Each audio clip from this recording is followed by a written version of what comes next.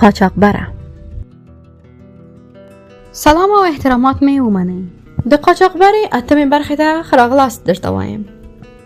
په لومړي کې کانال در سره سبسکرایب کړئ، ویډیو در سره لایک او شیر کړئ نورو دوستانو ته.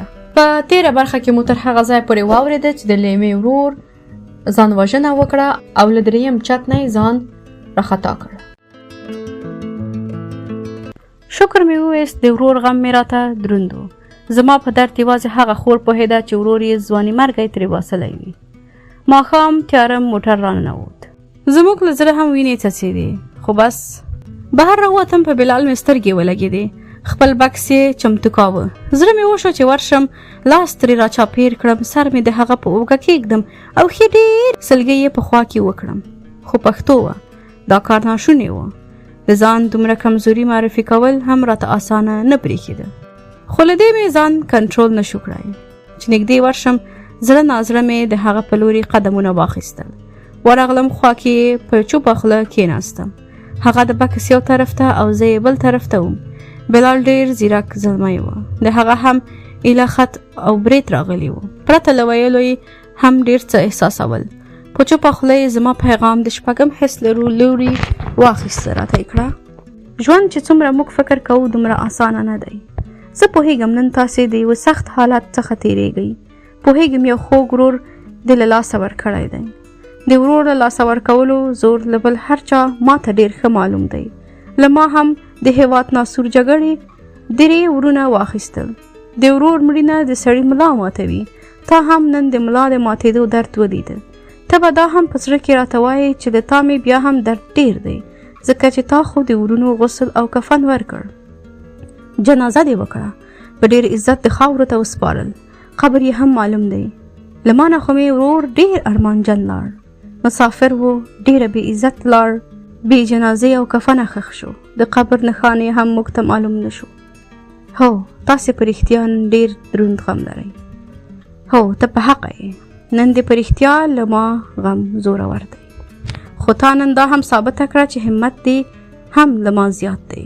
د ستونزو په وړاندې مقاومت دې له ډېرو نارینه‌وو لوړ دی. هسې خلک وایي مېرمنې ظریف او نازک جسمونه لري، ستونزې نشي زغملی. دا نظریې زړې شوي دي. دا د هغو خلکو فکرونه وو چې دنیا یې د غواوي د ښکر په سر ولاړه ګڼله. نن تا د یوې زړورې پیغلې رول ادا کړ. تا د ملالۍ په څېر د خپل ټولۍ روحیه ځواکمنه کړه. د خپل ځان غم دې هیر کړ، خو خپل پلار او مور دې مایوسۍ ته پرې نه ښودل. ته یوه اتله یې، همداسې غښتلې اوسه. همت دې همداسې ځواکمن وساته تر څو هیڅ څوک احساس نه کړي چې تاسې د ژوند په وړاندې مبارزه نشئ کولی. مبارزه اوسه. ژوند اسانه نه دی، ژوند کول سخت دي. د بلال خبرې لکه چې ټپ ته ټکور ورکوي داسې راباندې لګېدې. وجود مې ورسره وغوړېد او قوت یې واخیست. په پردي وطن کې داسې یو خواخوږی پیدا کول هم له روژې بغیر د لیلة القدر شپې لیدو په څېر و. د بلال هرې خبرې مې زړه ته لاره کوله او زما د هغه غم چې وړل یې راته اسانه نه و، ورو ورو یې راکماوه. د بلال خبرې نورې هم جذباتي شوې. هغه زما ډېرې نورې ځانګړتیاوې هم په ژبه راوړې. خدای خبر په ما کې به یې وي یا نه، خو خبرو یې یوه انګېزه راکړه. په ځان یې باور را په برخه کړ. ځان ته مې تمه پیدا شوه. ومې ویل لکه چې یو څوک یې لیمي. مخامخ مې وکتل، له بدمرغه 3 منزله تعمیر دانچه هماغسې ولاړه وه. ورور مې سترګو ته ودرېد. د رالوېدو صحنه یې د سترګو ته راته مخې ته شوه. بیا مې د هډوکو هغه خرس چې مات لاستی ایراني په لرګي وواهه را یاد شو. اوښکې مې کابو نه شوې کړی. سر مې په زنګنو کېښوده. هڅه مې وکړه له بلاله اوښکې پټې کړم تر څو هغه حس نه کړي چې زما خبرې هوایي وي. کوم اغېز یې نه درلوده. خو ژړا هم د لمر په 2 ګوتو پټېدل دي. له سلګیو سره مې بدن لرزېده. د بلال غږ مې واورېده. راته یې کړه: اوهو، لکه چې زما خبرې په یخ لګلې وې، بې ارزښته وې، هېڅ ځای یې ونه نیوه. همداسې ده؟ ورته مې کړه: نه، داسې مه وایه. ستا خبرو خو په ما کې نوې ساه وچلوله. زما کالبد بدن یې په حرکت راوست. ښه نو بیا دا ژړا او اوښکې د څه لپاره؟ د ورور مظلومیت مې را یاد شو. څنګه ټوک ټوک شو. اخرنۍ غوښتنې هم موږ پوره نه شو کړای. وی ویل چې بیرته هېواد ته ستنېږو. همدا یې تقدیر و. همدلته ورته د دغه 3 منزله مرګ لیکل شوی و. تقدیر په تدبیر سره نه بدلیږي. نور هر څه هیر کړه، اوس د مور او پلار یوازې تا ته هیله لري. ولې تاسې به نه یاست راسره؟ ما کله ویلي چې زه نه یم در سره، تر څو مې چې تر خپل ځایه نه یاست رسولي در سره یم، ځکه زما هم همدغه لار ده چې ورسیږو. بیا نو ته د تقدیر کار دی چې چیرې به مو دانه او اوبه لیکل شوي وي. نه، ته به له موږ نه جدا کېږي، لکه یوه کورنۍ یو ځای به اوسیږو. د یوه پکتیاوال په توګه ژمنه ترسره کوم او تاسې تر منزله رسوم. ویلو ته اړتیا نه لري، تاسې تل د خپل وجدان دنده په ډېره رښتینولۍ سرته رسوئ. نن سبا له تمې او شخصي ګټې هیڅوک د چا لاس نیوی نه کوي. زه په تظاهر باور نه لرم. د تظاهر پرته وایم چې ستا له رویې دومره اغېزمنه شوې یم چې ستا د پاک نیت او سپېڅلتیا له امله د پکتیا خلک، خو څه چې د پکتیا ځمکه، کاڼي، بوټي او دښتې هم راته ګران شوي دي. دا مې هم په زړه کې را جوړه کړه چې ورته ووایم ته هم راته مهم او ګران شوی، خو هغه حیاناک شخصیت مې جرأت را سلب کړ. ومې نه شوی ویلی. یو نغښتی پیغام مې ورکړ، ځکه چې بلال هم پکتیاوالو کې راته. خدای هیڅ چیرې هم سړی ناهیلی نه پرېږدي، خپل مرسته کوونکی ورلیږي. خو که موږ صبر وکړو او د پیښو په وړاندې ورختایي مو د بې صبرۍ تر حده ونه رسوي. د شپې 11 بجې شوې. کورولا ډوله موټر حویلۍ ته را دننه شو. پوه شو چې نور د دې ځایه د تګ وخت دی. مسؤل کس بلال ته وویل ته مخې سیټ کې کېنه. زه، مور مې او پلار مې هغه شا سیټ ته رهبري کړو. فکر مې وکړ چې زه نور آسودګي راځي. د پخوا په څیر په ژوندوني د تنګو قبرونو مسله پکې نوره ختمه شوه. سیټو کې کېناستو. عقب نما کې مې وکتل د موټر ډیګې ته تنکي ځوانان ولاړ وو. ټول د بلال په عمر خط او برېت وو. مسؤل کس هم یو دغه ځوانان ډیګۍ ته ور وخېژول او دوی هم په پټه خوله دغه تنګ قبر ته د ورتلو زړه ښه کاوه. شا طرف دروندوالی د موټر ماشین طرف ورو راپورته کاوه. یو مسؤل کس ډیګۍ پورې کړه. موټروان ته یې وویل نور حرکت کوه. 6 کسان مې پکې ځای کړل. د دې خبرې په اورېدو حقه حیرانه شوم. ځان سره مې وویل دوی خو اوس هم د پخوا په څیر مسافرو ته له تنګو قبرو نه دي تیر شوي. موټر حرکت وکړ او په لنډ وخت کې د خپلې تیزې سرعت خپل کړ. زما ټول فکر د دغو تنکیو ځوانانو سره شو. په فکر کې ډوبه شوم. خو ځان سره مې وویل اخر دا هم انسانان دي. په صندوقچې کې به څرنګه ګزاره کوي. دوی به څرنګه دغه تنګ ځای او تیاره وزغمي. زړه مې ورته خوځورېده، خو په وس کې مې هیڅ هم نه و. د دوی په اړه فکر داسې کړم چې خپل ځان مې هم د دوی سره یو ځای حس کاوه. داسې مې په فکر کې انګېرله چې زه هم ورسره یم او دا هر څه تحمل کوم. خو مجبوري وه، څه مې نه شوی ویلی. یوازې دروني په زړه کې ویلې کېدم. د دغه خامو ځوانانو معصومې څهرې مې له سترګو نه وتې. موټر لاړ. لنډواله له 8 ساعت مزل وروسته ښکلې ودانۍ په مخه راتلې. د ایران سیمه په رښتیا چې ښېرازه وه. شنو ونو، سمسور باغونو، رنګینو کورونو یې ښکلا د پام وړ ګرځولی و. له ښه مزل وروسته د یوه لوی ښار څنډو ته دننه شو. په کوڅو یې تاو راتاو کړو. بالاخره موټروان خپل موټر د یو کور مخې ته ودراوه. ویل ښکته نه شئ. موټر چې کور ته داخل شي دروازه وتړل شي بیا به ښکته کېږئ. دروازه خلاصه شوه. موږ دننه شو. چې دروازه یې وتړله په حویلۍ کې ښکته شو. حویلۍ لنډ انګړ درلود. د یوه دیوال مخې ته 2-3 ونې زرغونې وې. د ونو منځ کې ګلان کرل شوي وو. کوچنی کور پکې ودان شوی و. 2 کوټې لاندې یوه یې په سر درلودله. اتاقو ته دننه شو. راته وویل شول همدلته به 3 ورځې یاست. تاسې اوس په کرمان ښار کې یاست. له زاهدان نه په کږه لاره راغلو. بل ګیم به 3 ورځې وروسته کوو. زه، پلار او مور مې یوه کوټې ته ننوتو. بلال او نور کسان بلې کوټې ته ننوتل. د کور مسؤل وویل 2م منزل ته څوک ونه خیږي. تاسې هلته د ختلو اجازه نه لرئ. مور مې یو بالښت ته ډډه ووهله. سترګو ته مې وکتل. په مخ یې 20 ځایه اوښکې را روانې وې چې د ځواني مرګ زوی ناشدی مرګ یې ځوروي او د هغه تشه دلته محسوسوي. خوا کې یې کېناستم. ما هم زړه ورسره تش کړ. مور او لور دواړو ښه سره وژړل. نه کېدله. انسان چې هر څومره د همت هڅه هم وکړي بیا هم کمزوری دی. خپله کمزوري نشي پټولی. خو هغه وخت مې زړه تکیه شو چې موږ دواړو ته مې پلار د تسلي خبرې پیل کړې. زه د پلار حالت دی یو څه ښه شوی. لږ وروسته مې پلار له اتاقه ووت، غوښتل یې بهر لاړ شي او موږ ته د خوراک څه راوړي، خو د کور ساتونکي بهر نه پرېښود.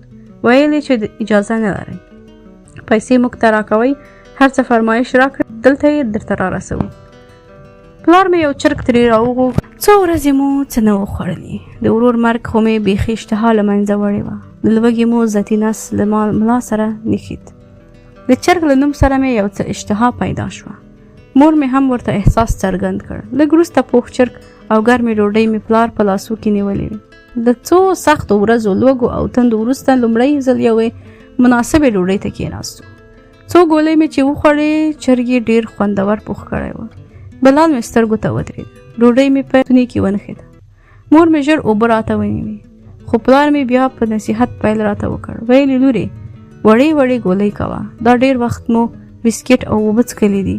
د دې ډوډۍ سره مو ستونی سم نه دی بلد شوی. خو حقیقت بل ډول و. زه یې په اصلي لامل پوه شوم.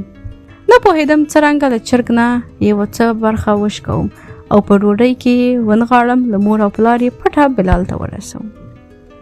شاید په ښکاره هم زما مور او پلار زما په دې کار کومه نیوکه ونه کړي، خو ما مې چاته چیرې دومره په اسانۍ خپل برید ماتاوه. ډوډۍ مې بس کړه. مور مې وویل ولې یې نه خورې؟ ورته مې کړه ستونی مې خوږ شو. یوه وچه ډوډۍ مې راواخیسته، له چرګ مې یوه ورون او وزر وشکاو. په ډوډۍ کې مې نغښت. د المارۍ په سر مې کېښود. دوی ته مې وویل زه به یې لږ وروسته وخورم. لا مړه نه وم، وږې وم، خو د بلال لپاره مې خوراک لپاره بله پلمه نه لرله. مور او پلار مې ډوډۍ وخوړه. ښه ستړي وو، سرونه یې ایله تر بالښتو ورغلل او ویده شول. ما ژر تاو شوي ډوډۍ او چرګ راواخیست. بهر ووتلم. دهلیز کې ودرېدم. د بلال د کوټې ور پورې و. ټک ټک مې کړ. یو بل مسافر ځوان سره راښکاره کړ. ورته مې کړه بلال ته ووایه. دروازه یې بنده کړه. لږ شېبه وروسته له وره بلال سر راښکاره کړ. د لاس په اشاره مې ورته بهر د راوتلو وویل. هغه بهر راووت. فکر یې کاوه کومه بله پیښه شوې. ورخطا یې زما سترګو ته کتل چې کوم ناسم خبر راڅخه اوري. مخې ته مې چرګ او ډوډۍ ونیوله. ورته مې کړه ستا د ټولو ملګرو نه کېږي، پاس وخېژه، ژر ژر یې وخوره، سوړ شوی به وي، خو چې نور سوړ نشي. چرګ او ډوډۍ ته یې لاس راتېر کړ. سر یې وخځاوه. بیا یې لنډه مسکا وکړه. زه مې هم نوره کوټې ته ننوتم. وږې وم، خو مړه شوم. د لومړي ځل لپاره په دې حقیقت هم پوه شوم چې دا هم شونی دی چې ډوډۍ یو کس وخوري او مور بل کس شي. لاړم. د مور خوا کې اوږده وغځېدم. یو وخت مې سترګې خلاصې کړې. مازدیګر سترګه لوېدو ته نږدې وه. مور او پلار مې ګډ څادر لمونځ کاوه. زه هم ژر پورته شوم. مخ او لاس مې ورکړه. په لمانځه مې زړه آرام کړ. یو عادت مې لاره چې لمونځ مې نه قضا کاوه. ډوډۍ مې قضا کوله، خو نه لمونځ. خدای دې بښنه راته وکړي. د دې ناخواسته سفر یو زیان راته دا هم و چې ډېر وخت لمونځ راڅخه قضا کېده.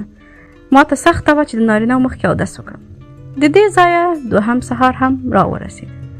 د کور ساتونکي نه مې هیله وکړه چې ما بهر پرېږدي او لږ ګرځم. ځواب یې دا و چې د دې ځای لهجه دې نه ده زده. کوم څوک به دې وپېژني، موږ به په کوم بلا کې واچوي. په هراتي ژبه ورسره لګیا شوم. زما یوه ټولګیواله د هرات وه. له هغې مې هراتي لهجه زده کړې وه. هراتي لهجه له ایراني سره ډېر توپیر نه لري. ایراني هم راته حیران شو. ویل یې له موږ هم ښه پوهېږي. ور یې راته چوله کړ. بهر اجازه یې په دې ژمنه راکړه چې تر نیم ساعت ډېر وخت به نه تېروي. حجاب مې په تن کړ. د ایرانیانو سره مې توپیر نه کېده. بهر ووتم. ښکلي نظافت لرونکي ماشومان مخې ته راتلل. د مکتب بکسې به یې شاته اچولې وې. یو نیم سره خو به یې مور هم مله وه تر څو خپل ماشوم مکتب ته ورسوي. ایرانیان هم موزنې ښکلي څهرې لري. زیاتره یې زموږ د هزارهګانو پرمختللي ټیپ ته ورته وو. ګرد مخونه، نسبتاً غټې سترګې او پوزې له هزارهګانو غټې وي، خو ډېرې لوړې او اوږدې هم نه وي. زیاتره یې ښکلي برېښېدل. د ښار کوڅې یې په کاشیو پوښلې وي. هر څه پاک او سوتره تر سترګو کېدل.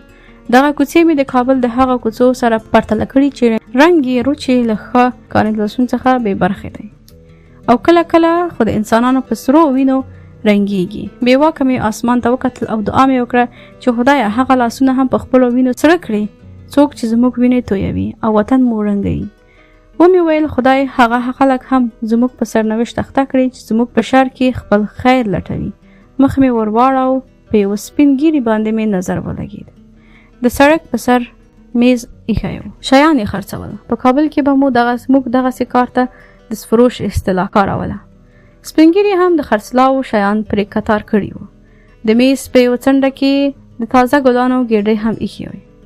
زړه مې وشو واخلم او د بلال مخې ته یې په دې هیله ونیسم چې خوښ شي، ځکه ډېر غمونه یې زموږ لپاره وګالل او ورسره دا پیغام هم ورکړم چې موږ مو د لاسنیوي احسانمند یو.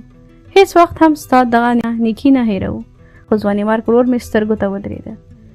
غونی مې زیږ شو، سترګې مې بې واکه راډکې شوې. دا کار راته مناسبه ونه برېښېد.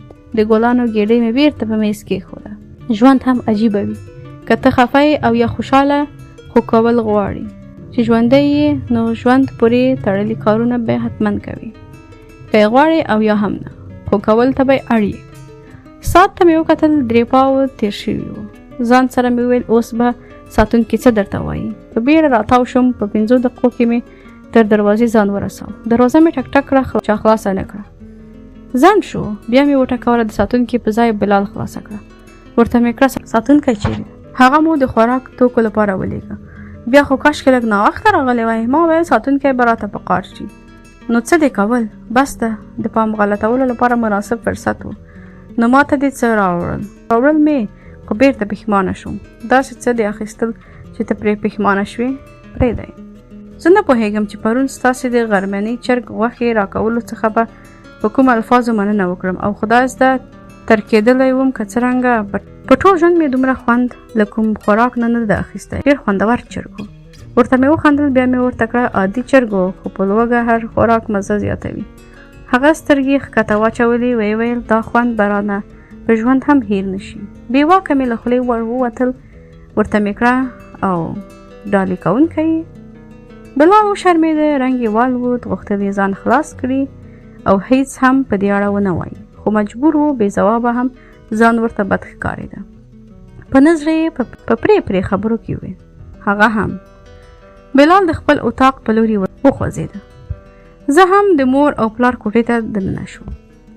په سبا یې زموږ دغه د پټ پټوني سفر بیا پیل شو. له یوه ښاره بل ښار بل ته مو سفرونه دوام درلوده. لومړی له کرمان نه اصفهان ته او بیا تهران او له ترکیې سره مهاباد ته په سختو ستونزو ورسېدو. ځینو ځایو کې په اجنټ له پولیسو سره جوړ جاړی کاوه، ډېره سختي به یې نه کوه. او ځینو ځایو کې به چې پیسې او واسطه کار نه کاوه، هلته به یې پټ د تیلو په ټانګونو کې د کالیو ماشینو د چرګوانو لویو قفسونو منځ کې تیرولو. د کورولا ډوله موټر ډاله خو عادي خبره وه چې 3-4 او له هغه هم زیات به پکې اچول. د دغو شیبو بیانول لپاره په نړۍ کې داسې الفاظ نه دي پیدا شوي چې بیان یې کړي، ځکه خو زه هم ترې تیریږم. لنډه دا چې خدای د دغسې حالت د چا په سپي هم نه تیروي، کوم چې موږ تجربه کړ. مهاباد کې چې ښکته شو، د کلي منځ کې یو کور ته دننه کړو. ساده کور و، خو پراخه حویلۍ یې درلوده. د حویلۍ منځ کې د ناکو او مڼو ونې ولاړې وې. یوه لرې کونج کې 2-3 کوټې آبادې شوې وې. ماشومان یې مخې ته لوبې کولې. یوه نیمه مېرمن به هم د کور کارونو لپاره بهر او دننه کېده. د دروازې سر یې 2 کوټې لرلې. هغه یې موږ ته وسپارلې. د دې سیمې د مېرمنو جامې زموږ د ګران افغانستان خلکو په څیر وې. پوړني هم په سر ول. یو کوټې ته سړي او بلې ته موږ مېرمنې ننوتو. زوړ فرش پکې پروت و. نری توشکونه پکې هوار شوي وو. د بالښتونو منځ برخه تورو خیرو نیولې وه. لیونیم خو به رنګه مالوچه هم راوتلې وه. کېناستو. دیرو په اړه موږ هم نور بې تفاوته شوي وو. خپله هم په اونۍ او 10 ورځو کې د حمام کولو موقع په لاس نه راتله. نوکان مې لوی شوي وه. د پرې کولو لپاره مې څه نه درلودل، یوازې منځونه مې په خلیو پاکول. چیرې به مې چې اوبه پیدا کړې، که 1 ساعت مخکې به مې هم مخ را او لاس مینځلي و، بیا به مې پرې مینځل. همدلته میشت شو او غرمه هم را ورسېده.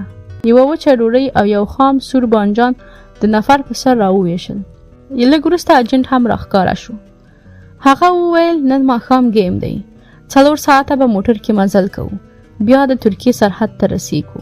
هلته به دمه کوو او د شپې 2 بجې به د ترکیې له سرحد نه اوړو.